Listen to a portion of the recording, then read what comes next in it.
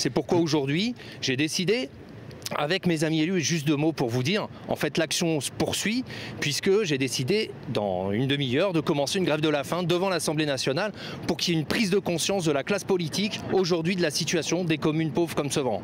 Vous nous annoncez donc une grève de la faim, c'est ce que vous nous dites. Jusqu'à quand vous attendez une mesure très précise et concrète de la part soit des parlementaires, soit de l'État. Jusqu'où vous irez ?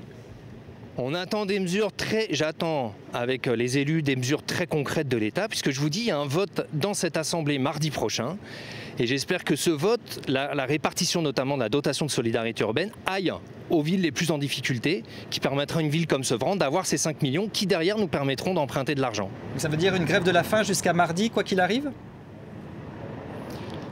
Et plus loin si c'est pas réglé. Vous savez, ça fait 10 ans que je suis maire, 10 ans que on gère une ville et on le gère bien avec 30%, 35% de budget en moins, c'est 30 millions d'euros. En 10 ans, c'est près de 300 millions d'euros qu'on n'a pas eu dans la gestion quotidienne de Sevran. Aujourd'hui, c'est plus possible. La crise frappe les collectivités locales et notamment la nôtre en premier lieu parce qu'on est fragile. Donc aujourd'hui, l'État doit prendre. Il y a de l'argent dans les collectivités locales. Il y a des élus, il y a des territoires où les gens sont assis sur des coffres forts. On a parlé beaucoup de péréquation pendant les élections. Aujourd'hui, il faut que ça se fasse maintenant.